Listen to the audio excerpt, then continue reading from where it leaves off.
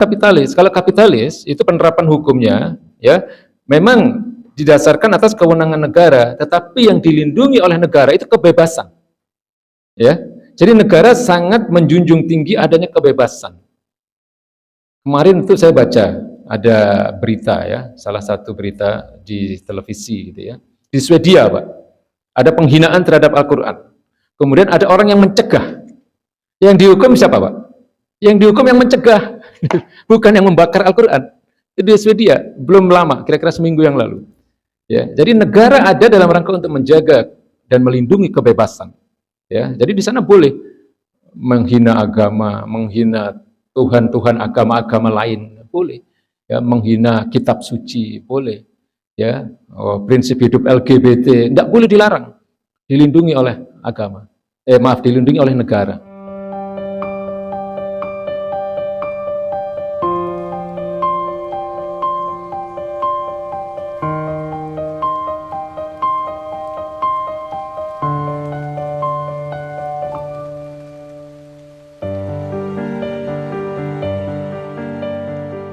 Nah, kemudian yang keempat, ya, tujuan tertinggi atau tolak ukur kebahagiaan, ya, berbeda banget Pak, berbeda sekali. Kalau Islam itu, saya sering mengatakan, kita ini akan merasa tenang, kita akan merasa bahagia ketika kita merasa apa yang kita lakukan itu diridhoi oleh Allah Subhanahu Wa Taala.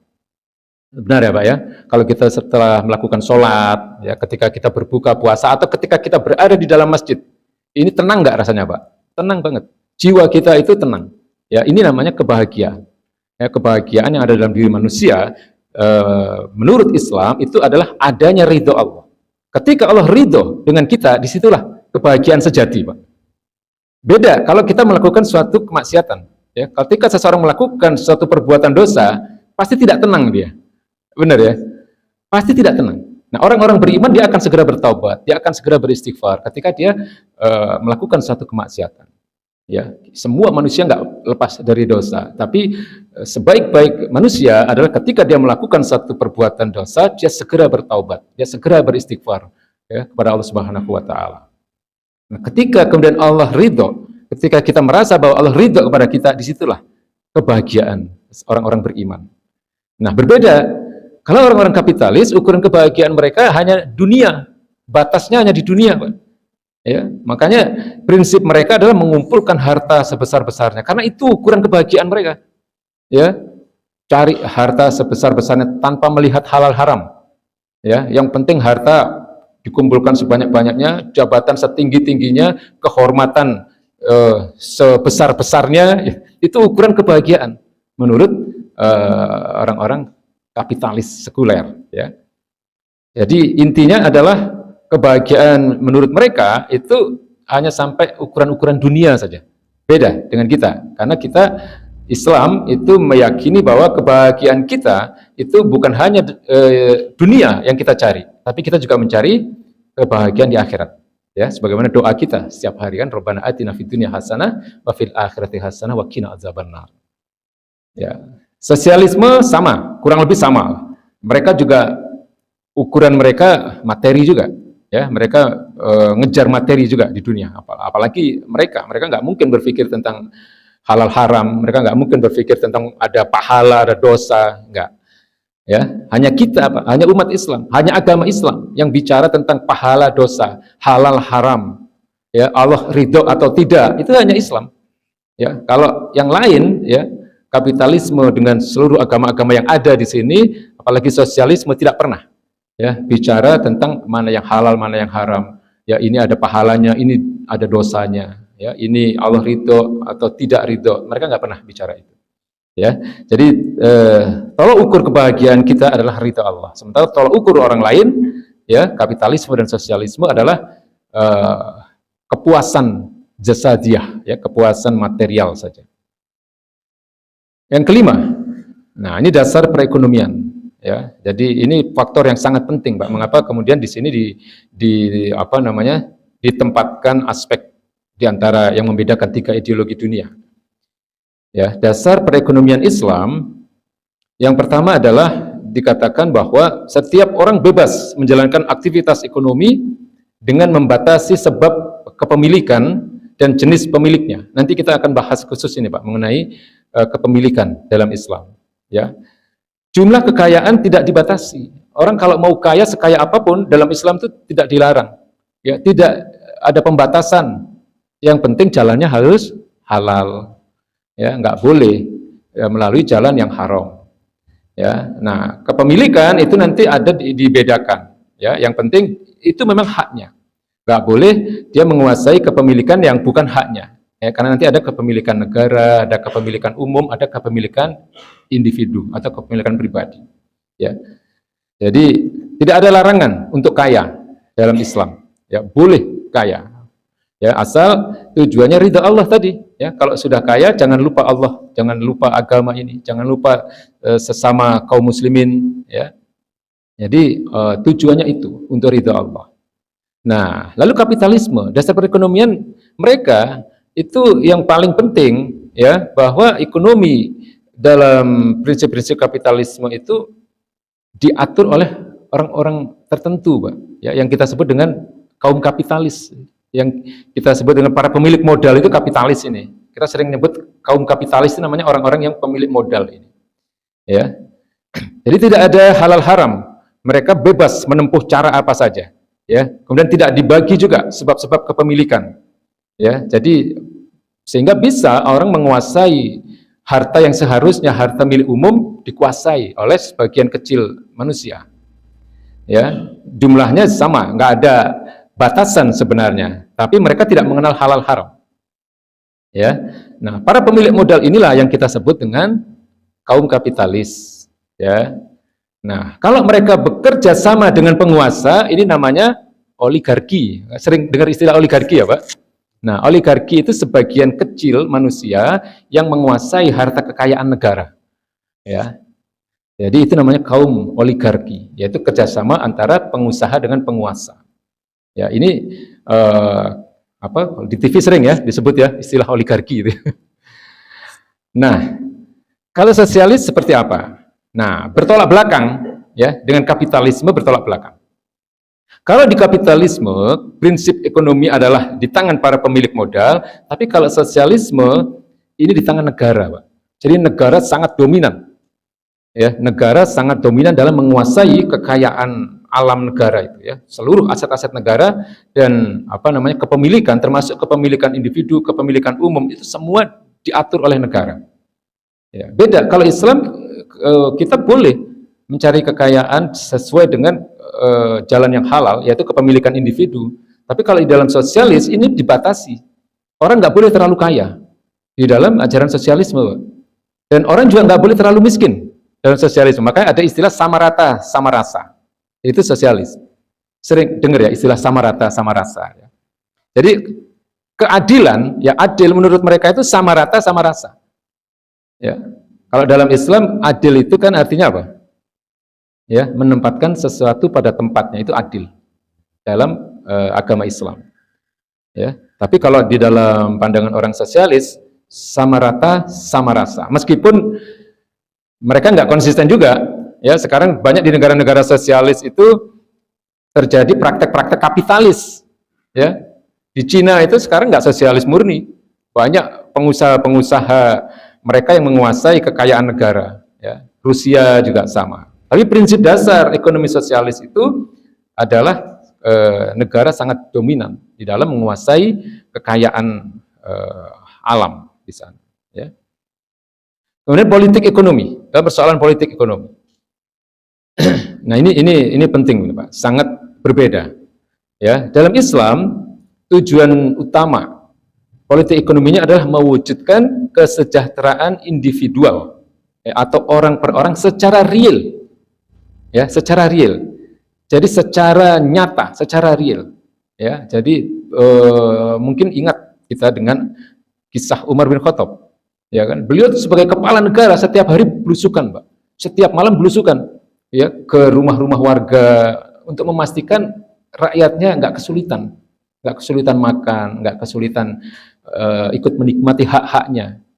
Ya, jadi secara real, jadi benar-benar dipastikan bahwa kekayaan negara itu benar-benar terdistribusi secara adil, ya, secara adil, dinikmati secara real.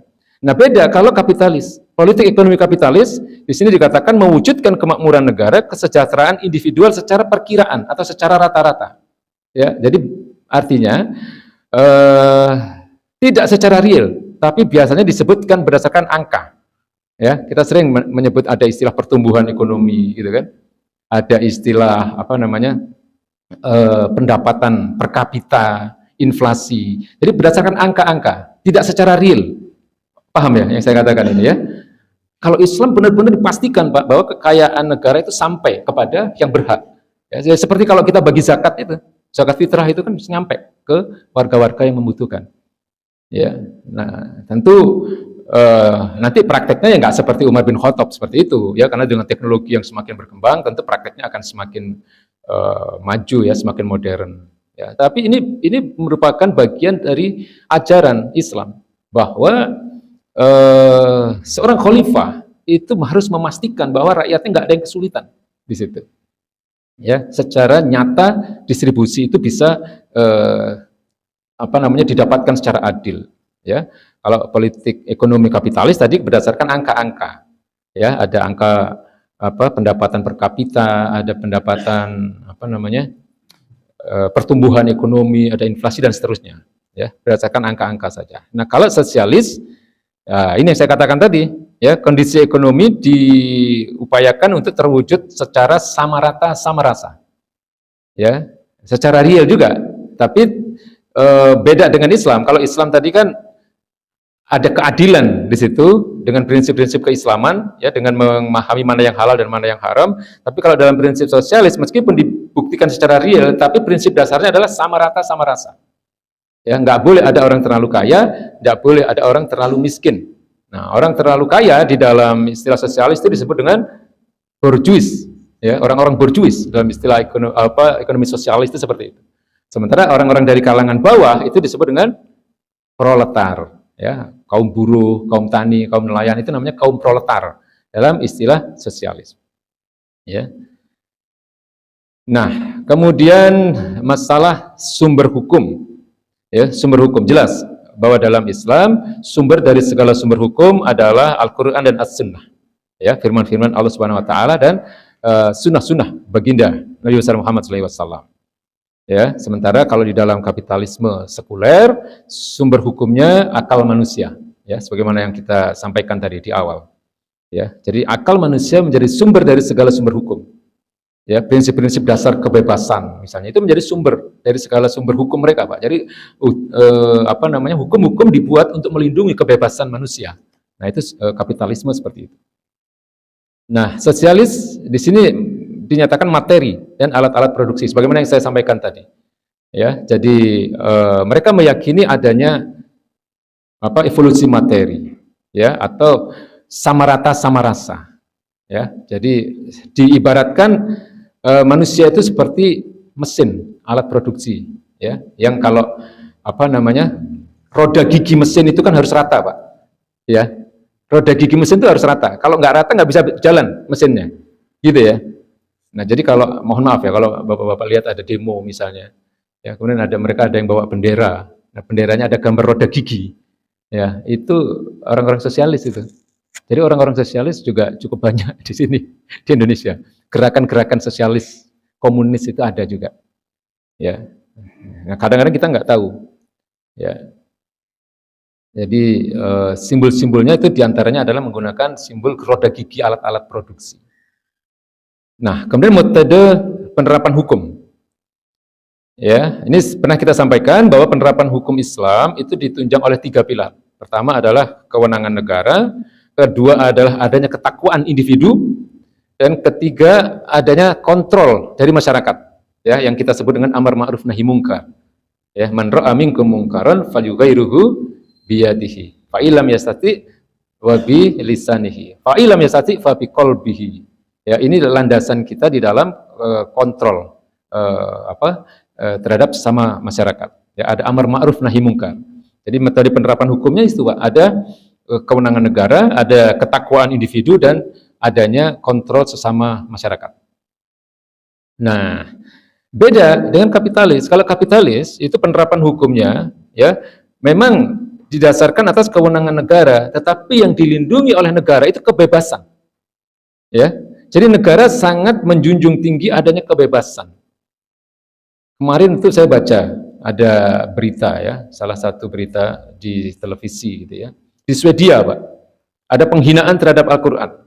Kemudian ada orang yang mencegah. Yang dihukum siapa, Pak? Yang dihukum yang mencegah, bukan yang membakar Al-Qur'an.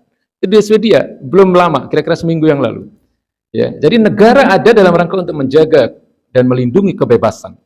Ya, jadi di sana boleh menghina agama, menghina Tuhan-Tuhan agama-agama lain, boleh.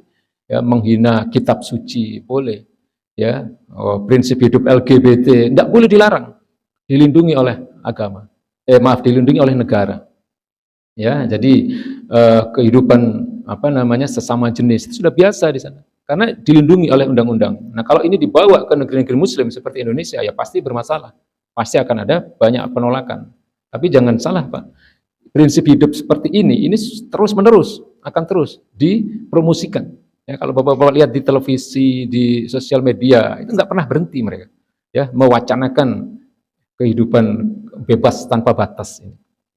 Ya, nah ini sebenarnya adalah pola hidup orang-orang kapitalis sekuler yang menjunjung tinggi liberalisme. Liberalisme itu kebebasan. Nah, bertolak belakang dengan sosialisme. Ya, kapitalisme ini bertolak belakang dengan sosialisme. Kalau di dalam prinsip kapitalisme itu menjunjung tinggi kebebasan individu, tapi kalau di dalam prinsip sosialis, ya metode penerapan hukumnya itu didominasi oleh negara. Jadi negara sangat otoriter kalau bahasa kita, diktator. Ya.